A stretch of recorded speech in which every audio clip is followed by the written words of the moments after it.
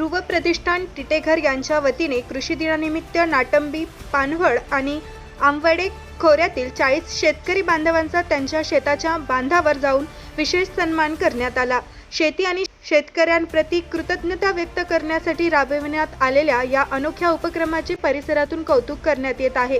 यावेळी प्रत्येक शेतकरी बांधवांना आंब्याची रोपे, रेनकोट, शाल आणि पुष्पगुच्छ देऊन सन्मानित करण्यात आले। बदलत्या हवामानाचा सामना करत निसर्गाच्या लहरीपणावर मात करून शेतकरी देशाच्या अन्न सुरक्षेसाठी अहोरात्र मेहनत घेत असतो।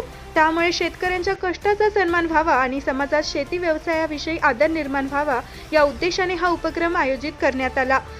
ध्रुव प्रतिष्ठानाचा हा उपक्रम सर्वत्र कौतुकाचा विषय ठरत आहे।